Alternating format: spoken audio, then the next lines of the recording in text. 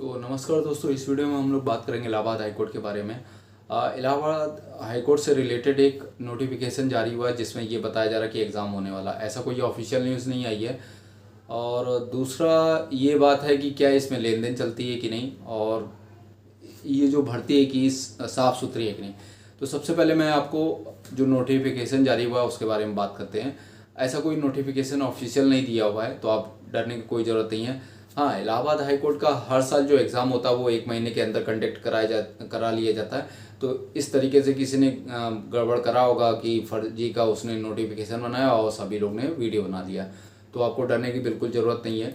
अभी ऐसा कोई ऑफिशियल न्यूज़ नहीं आया हुआ है। अब आता है कि लेन देन की प्रक्रिया। देखिए, इस बार क्या हुआ है कि इलाहाबाद हाई कोर्ट में स्टेनो के लिए जो है, जो आप जिसको स्टेनो आती है उसके लिए सर्टिफिकेट एकदम कंपलसरी हो गया है। अदरवाइज़ आप फॉर्म भर ही नहीं सकते हैं।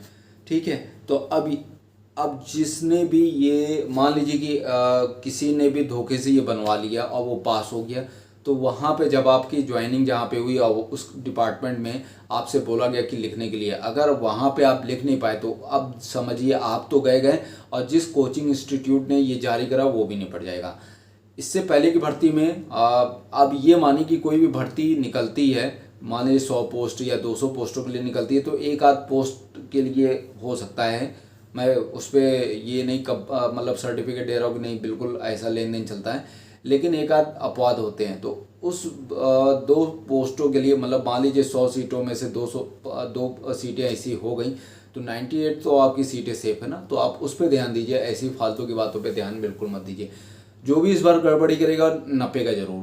तो लेन देन चलता है क्या, घूसखोरी चलती है, तो ऐसा कुछ भी नहीं होता है।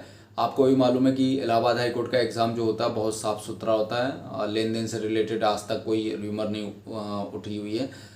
एग्ज़ाम बहुत अच्छा होता है। समझ लीजिए स्टेनो या ग्रुप सी का पेपर जो हुआ है बहुत अच्छे लेवल का बनता है। अब जो नहीं पास कर पाता है, मान लीजिए वो उसने रिटर्न पास कर लिया, अपना मन से तैयारी करिए और इस प्रकार के भ्रामक बातों से दूर रहिए कि कोई लेन देन की बात होती है।